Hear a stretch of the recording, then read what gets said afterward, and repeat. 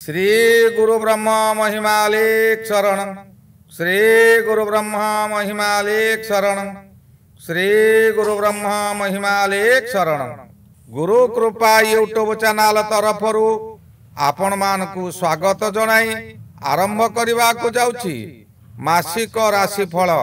एही राशिफल आरंभ करने पूर्वरु आपण मानकु मोर विशेष अनुरोध, जेउ माने प्रथम करी आमर एही चैनल को आसीछंती से माने गोटिए सब्सक्राइब करंतु ओ पाखरे आसुथिबा बेल आइकन को दबाई दियंतु, जहा द्वारा कि आमर जेउ समय रे वीडियो अपलोड हेबो सर्वप्रथमे आपणक पाखरे पहुंची पारिबो। आपण मानको एही ठारे मु कहि रखुची, जेउ मानकर विवाह विलंब हेलानी, बहु चेष्टा करी सेमानकर विवाह होई पारु नाही, किंबा कौनसी ठारे आपण चाकरी करी मध्य हैरान हेउछंती, चाकरी सकाशे आपण बारंबार चेष्टा करी मध्य फेल हेउछंती, सेमानकर जन्म तारीख, जन्म समय और जन्म स्थान निम्न रे जेउ मेल आईडी दिया जाइछि सेई मेल आईडी रे ताहा प्रेरण करंतु। आम्बे ताहा गणना करी आपण मानको जणाई देबो। आसंतु एबे जानिबा 2025 मसिया नवेम्बर मासरे बिछा राशि रो मासिक राशिफल। बिछा राशि राशि चक्र रो अष्टम राशि और मंगल महाग्रह रो द्वितीय घर बिछा राशि। बिछा राशि मंगलर निज घर होइथिबा सत्वे मंगल बिछा राशि रे रहिचंती। जेउ समय रे मंगल जन्मित राशि उपरे रहे ताहाकू जन्म मंगल कहा जाए। जन्म मंगल सर्वदा अशुभ फल दियंती, मनरे दुश्चिंता बढ़ाई देव, विभिन्न चिंता आनी मुंडरे पुराइबो। आपण जेते भल काम करंतु पछे आपनकु केही भल पाइबे नाही, एपरि आपनकर परिवार आपनकर विरोधी होई पारंती। विभिन्न दिगरु शत्रु माने आपनकु घेरी जिबे। आपण जेते भल कथा कुहंतु मध्य अन्य माने आपनकु खराब भाबिबे, जहा द्वारा आपनकर दुश्चिंता बढ़ी जिवो। रात्रि रे निद्रा हेबो नाही, चिंतारे ज्वर हेबो ओ शरीर को ज्वर मारी बसिबो। मथा विचलित हेबा कारणरू रास्ता दुर्घटना होई पारे। एही समय रे सांग साथी माने आपनक निकटरू दूरेई जिबे। बंधु माने चुगुली करी बसिबे। मनरे अत्यधिक क्रोध भाव आसिबो, जहा द्वारा निजे निज प्रति शत्रु होई बहु क्षति करी बसिबे। किंतु मने रखंतु, क्रोध मनुष्यर हेउची परम शत्रु। आपण केबे क्रोध करंतु नाही, आपण शांत मनरे सब करंतु। जणे आपण को खराब करी कहला मनरे क्रोध आसीबो निश्चय, किंतु एपरि आपण व्यवहार करंतु जिए जेउ व्यक्ति आपण को खराब कहला से व्यक्ति देखिबो जे आपण रागु नाहंती, तेणु से बाध्य होई आपणक सहित मित्रता करिवो ओ आपणक सहित मिलिमिशि चलिबो, आपणको साहाय्य मध्य करिवो। रवि महाग्रह एही समय रे द्वादश रे अछंती। द्वादश रे रवि गोचर समय रे आपणको बहु अशुभ फल मिले। विभिन्न दिगरु आपणकर अर्थ हानि हेबार बाट देखा देबो। आपण एही समय रे काहारी भल उपदेश को ग्रहण करिवे नाही, निज इच्छा रे कार्य करिवे आउ काहारी कथा को सुनिबा को प्रस्तुत नथिबे। कथारे अछि, आपना हस्ते जिह्वा छेदी के अछि तार प्रतिवादी। शेष रे आपण हताश हेबे, बहु धार करजरे बुड़ी रहिबे। करजदातांक चापरे बाध्य होई आपण आत्मगोपन करिवे। शरीर ज्वर रोग रे आक्रांत हेबो, आपणकर मथा विचलित हो जिवो। सामान्य कथारे अत्यधिक क्रोध द्वारा निजको निजे दंड देबे।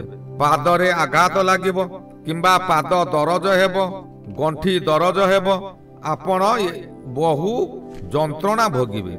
मासर 16 तारिख ठारू रवि बिछा राशि को जाई बिछा राशि सकाशे जन्म रवि हेबे। जन्म रवि रहिले निजर आत्मा सर्वदा व्याकुलित हुए, कारण रवि हेउची आत्मा ग्रह।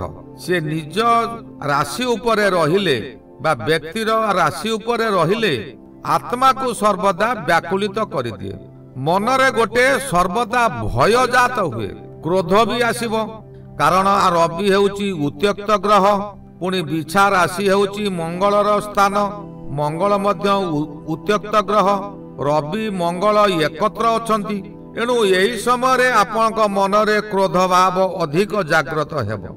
आगो को कौन हेबो यही विषय को आपण चिंता करी करी दुर्बल होई पड़िबे।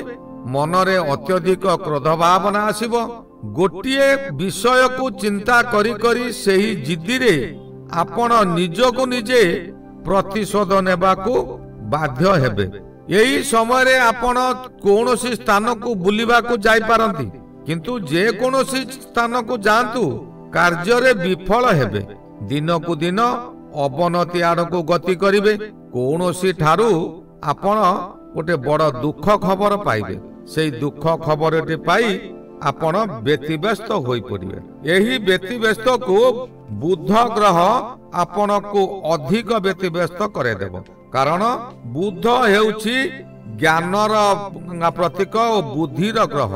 यही बुध बिछा राशि सकाशे जन्म रे अछंती। जन्म रे जेउ समय रे बुध थांती आपणकर ज्ञान को अज्ञान रे परिणत करि दियंती। आपण आत्मगर्भ रे विभिन्न उपाय रे खर्च करिवे। जेउठी टंकाटिए खर्च हेबा कथा सेठारे आपण 10 टंका खर्च करिवे, किंतु 10 टंका खर्च करी कोनोसी लाभ पाइबे नाही। शेषरे आपण सर्वशांत होई जिवे। बुद्ध देवमंडलीर पंडित उपाधि पाइचंती, ज्ञानर भंडार। किंतु बुद्ध जेउ समय जन्म राशि रे रहंती व्यक्ति को अज्ञान कराई दिए, प्रतियोगिता रे अकृत कार्य करंती। आपनकर जेते बुद्धि थाउ जेते ज्ञान थाउ, जदि आपण कोनोसी प्रतियोगिता रे भाग नियंती तेबे विफलता ही हबो। ठीक समय रे कार्य आपनकर होई पारिबो नाही। आउरी मध्य बुद्ध हेउची नीरव ग्रह। बहु समय रे आपण जेते गुण थाउ जेते ज्ञान थाउ से ज्ञान को विनियोग न करि न पारि नीरव रहिबे। दुख परे दुख मारी आसीबो। शनि महाग्रह एही समय रे पंचम रे भ्रमण करूछंती। जेउ समय रे पंचम रे शनि भ्रमण करंती से समय रे व्यक्ति को बहु दुख जांतना दिए। आपणकर पद मर्यादा हानि हेबो। आपण जेते आगरु उच्च पदवी रे थांतु, जेउ माने आपण को सम्मान करूथिले से माने आपण को असम्मान करिवे। आपण एही समय रे हाथे मापी चाखंडे चालंतु, नचेत आपणकर कर्म हानि हेबा किछि असंभव नुहे। एपरी परिस्थिति आसीबो आपण अर्थ करज करिबा को बाध्य हेबे, तथापि आपणकर दुख मोचन हेबो नाही। संतान मानकर शरीर पीड़ा हेबो। एही समय रे संतान कष्ट आपण को बहुत बाधिबो। निजर खाइबा उपरे ध्यान देई न पारिबारु पेटरे वायु जन्म होई बहुत जंत्रणा हेबो। रक्तहीनता किंबा उच्च रक्तचाप रे पीड़ित हेबे। आपण एही समय रे निजर शक्ति अनुसारी छोट छोट पिला मानकु बिरी रे तियारी जिनिस किछि खाइबा को दियंतु। जदि पारुछंती प्रत्येक दिन प्रत्येक शनिवार दिन आपणकर परिवार रे बिरी चकुली तैयारी करी निजे खांतु और परिवार को मध्य खुआंतु। आपणक उपरे शनिदेव शांति रहिबे। राहु महाग्रह एही समय चतुर्थ रे भ्रमण करूछंती। चतुर्थ हेउची सुख घर। एही सुख घरे राहु भ्रमण करिबा समय रे आपणकर स्वास्थ्य बहुत खराब हेबो। राहु होउची एक भौतिक ग्रह। आपण को यही समय भूत प्रेतर भय लागी रहिबो। परिवार मध्यरे मातृस्थानीय माने आपण को प्रत्येक कार्य रे बाधा देबे। आपण यही समय अजथारे बहु स्थान बुलाबुली करिवे। बहु अर्थ व्यय करी नयांत होई पड़िबे, किंतु काहारी को दोष दे पारिबे नाही। चतुर्थ गृह सुख गृह एणु सुखरे प्रबल बाधा आसिब। एही गृह पुणी वाहन गृह एणु जानवाहन प्रति सतर्क रुहंतु। एही समय रे मध्य आपण जानवाहन खरीदी करंतु नाही। नूतन जमी खरीदी करंतु नाही। नूतन गृह मध्य आरंभ करंतु नाही। यह कले यार फल भविष्यत रे मिलिबो, बड़ विपद आकार रे मिलिबो। केतु महाग्रह यही समय दशम रे जो समय रे केतु गोचर रे भ्रमण करुथांती से समय रे आपण को बहु आशा देखाई बुलाई बुलाई हताश करि पकाइबो। नदी रे भासी जाउथिबा लोक जेपरी कुटा खंडे पाइले जाबुड़ी धरी पकाए, सेही परी आपण को जिए जहा कहिबो आपण आशा रखी तांको कथारे परिचालित हेबे ओ निराश शेष रे हेबे। पूर्वरु करुथिबा कर्म निज हाथरू चली जीवो। या द्वारा आपण विचलित होई जिबे। एई विचलित हेबा कारणरू आपणकर मन रे क्रोध भावना आसीबो। आपण काहाकू कोन कहिबे ताहा निजे स्थिर करि पारिबे नाही। या द्वारा शत्रु माने आपण को देखि परिहास करिवे। आपणक राशि सकाशे बृहस्पति महाग्रह नवम रे अछंती। नवम बृहस्पति किछि शुभ फल दियंती। नवम स्थान हेउची धर्म स्थान, या पुणी पितृ स्थान। एही समय रे आपण पितृदेवंकर अनेक साहाय्य सहानुभूति पाइबे। पितृदेवंक सकाशे आपण बहु खुशी रे रहिबे। निज प्रतिभार मध्य विकास चतुर्दिगरे प्रचारित करिवे। जेउ व्यक्ति माने सर्वदा बापा मां को श्रेष्ठ देवादेवी बोली मानुचंती सेमाने बहु प्रशंसित हेबे। कारण बापा मांकर जदि आशीर्वाद आपणक मथा उपरे अछि, जेउ व्यक्ति जेते दुखरे थाउ ना काहेकि बापा मांकर आशीर्वाद रे से निश्चिंत सुख पाइबे। आपण को देव कृपा लाभ हेबो।